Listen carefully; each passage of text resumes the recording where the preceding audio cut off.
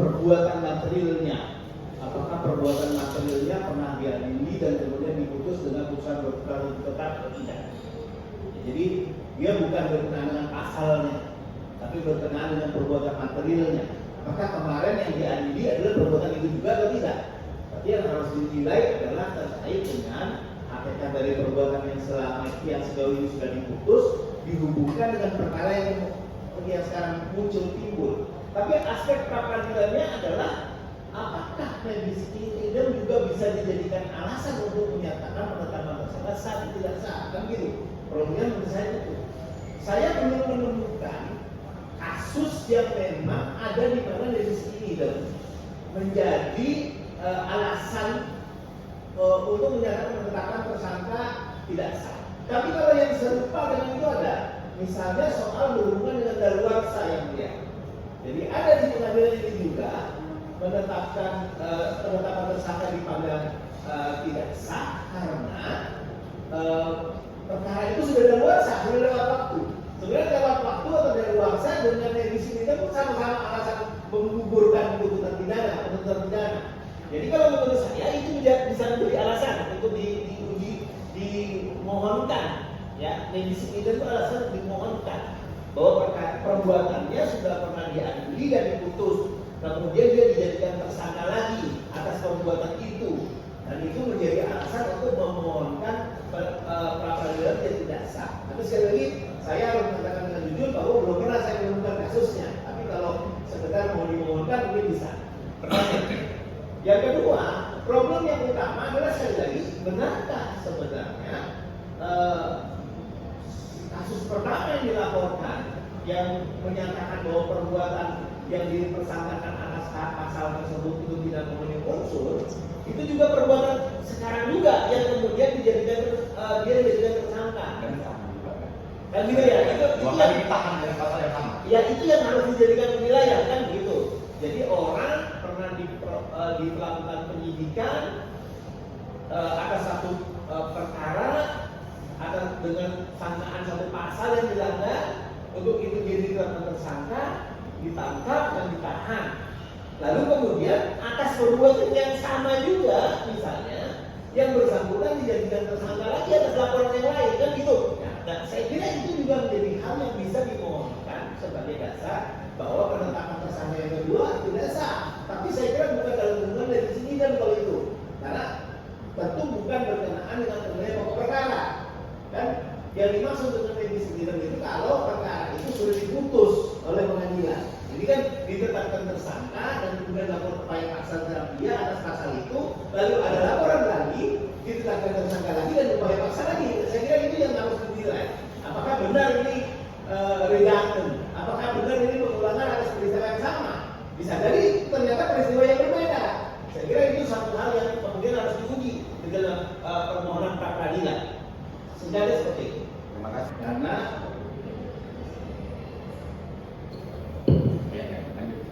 izin ya, tidak merupakan satu masalah kalau ada beberapa sprindik, karena bisa jadi misalnya pergantian personil penyidik, atau misalnya penyidik yang lama itu sudah pensiun, lalu sudah pindah tugas. Oleh karena itu dalam rangka penyidikan itu supaya bisa dilaksanakan, ya ada sprindik baru untuk kemudian melanjutkan sprindik yang lama. Misalnya seperti itu ya. Jadi banyak kasus di mana ada beberapa sprindik atas satu laporan. Karena alasannya adalah ada pergantian personil penyidik, ada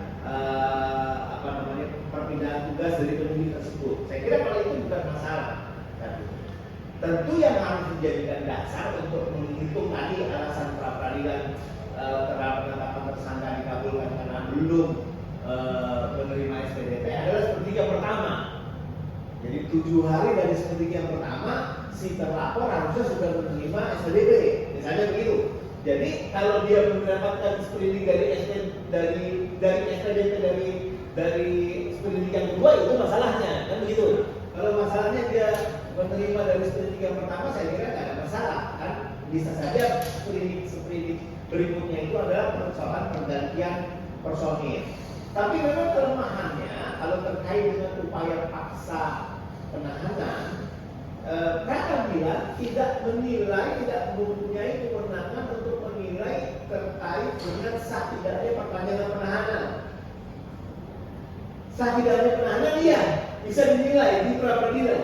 Tapi sah tidaknya perpanjangan penahanan apakah oleh penuntut umum, apakah oleh ketua pengadilan itu tidak ada aturannya di dalam sistem kita. Ini juga yang sebenarnya saya kritisi dari KUHP yang baru gitu ya. Harusnya juga bisa dipersoalkan gitu. Tetapi sekali lagi yang menjadi persoalan saya kira bukan soal sekedar perpanjangan penahanannya. Yang harus dipersoalkan adalah berkenaan dengan tambahan sangkaan pasal yang tidak mungkin tidak ada dalam laporan, tidak ada dalam resume, dan tidak ada dalam SPDP yang disampaikan kepada penuntut umum, misalnya seperti itu ya. Sehingga kemudian atas dasar apa adanya pendapat pasal itu? Ya ini tentu question mark, ini tanda tanya gitu ya, yang harus diuji. Benarkah ada dasar, misalnya ada temuan peristiwa yang didasarkan pada berita acara pendapat ini, misalnya begitu, yang kemudian menunjukkan ini ada peristiwa baru yang ditemukan, misalnya seperti itu. Tapi seharusnya apakah itu kemudian menjadi pasal yang ditambahkan, apakah kemudian pasal yang harusnya dilaporkan sendiri dengan sprindik baru sendiri, di situ perdebatannya. Dan itu ya, jadi tentu itu materi perkaranya ya, saya tidak bisa mendapat mengenai materi perkaranya. Tetapi memang menjadi persoalan secara hukum kalau berkaitan dengan prinsip fair trial. Karena masih ada pra-peradilan fair trial, orang diadili secara fair, orang mempunyai kesempatan untuk membela diri sedini mungkin. Bagaimana kemudian bisa membela diri kalau tiba-tiba pasalnya nambah? Dan gitu loh.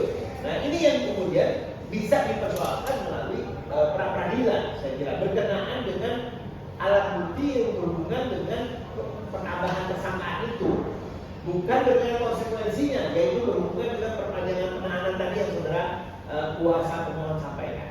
Saya kira itu karena itu bertentangan dengan prinsip fair trial. Jadi prinsipnya kan orang disangka melakukan tindak pidana, dia harus tahu apa yang dipersangkakan sama dia. Kenapa sih SPDP-nya harus disampaikan kepada dia? Dia supaya tahu. Kalau dia tahu, dia bisa menyiapkan pembelaan seawal mungkin. Supaya ini namanya fair trial kan gitu. Proses peradilan yang fair, yang adil gitu. Jadi dia harus tahu apa yang dipersangkakan. Makanya dalam surat panggilan kan harus dimuat. Panggilan saksi saja harus membuat uraian tentang tindak pidana yang dipersangkakan dan dengan menyebutkan ketentuan peraturan undang-undangan yang dilanggar apa. Kalau panggilan kepada saksi saja menyebutkan pasalnya, apalagi terhadap tersangka. Tersangka paling tidak berkepentingan untuk mengetahui pasal apa yang dipersangkakan kepada dia. Nah, kalau pasalnya terus kemudian bertambah, katakanlah begini ya. Kalau pasalnya kemudian terus berubah, kalau kemudian pasalnya kemudian berganti-ganti, ya tentu tidak fair buat si tersangka itu. Terlebih lagi secara administratif, kan semua harus terdokumentasikan dalam surat perintah penyidikannya, dalam surat pemberitahuan dimulainya penyidikannya, di dalam surat panggilannya, ketika pemeriksaan terhadap saksi-saksi, semuanya kan disebutkan itu pasal yang dipersangkakan. Dan tentu orang diperiksa atas persamaan pasal, tidak bisa kemudian keterangannya itu dipakai untuk masalah yang lain, gitu loh. Jadi kalau ada tambahan pasal, kan saksi-saksi tadi harus diperiksa ulang, gitu loh. Misalnya seperti itu. Jadi konteksnya terkait dengan tentu kalau ada pertambahan pasal, ada dasar yang kuat untuk bisa itu ditambahkan dan juga kemudian pembuktiannya terhadap persangkaan pasal tersebut harus melakukan pemeriksaan kembali terhadap saksi-saksi karena saksi-saksi itu tidak pernah diperiksa untuk pasal itu, begitu. Kurang lebih seperti itu.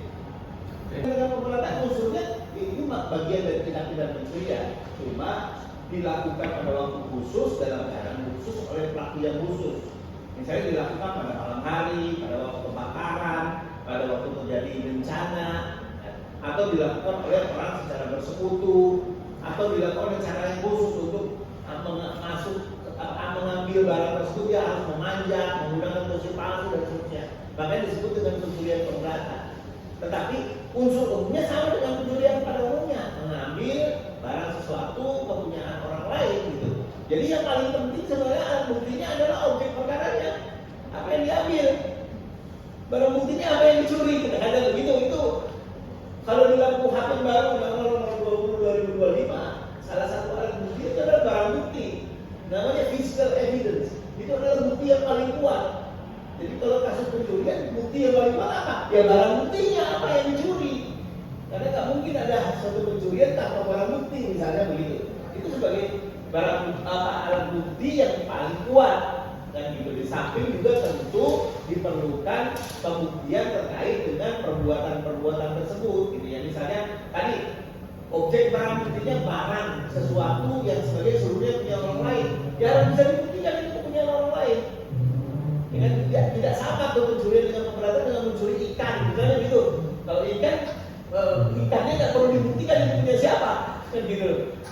Kan gitu. Tapi kalau pencurian itu barang sesuatu, berarti barang ini bukti kepemilikannya harus jelas, misalnya begitu. Jadi pembuktian pertama-tama akan tertuju kepada objek perkara, barang buktinya, termasuk diantaranya jumlahnya, bentuknya, katakanlah, dan juga kemudian kepemilikannya untuk membuktikan tentang bahwa dia tidak berhak mengambil barang itu, terutama kesalahan.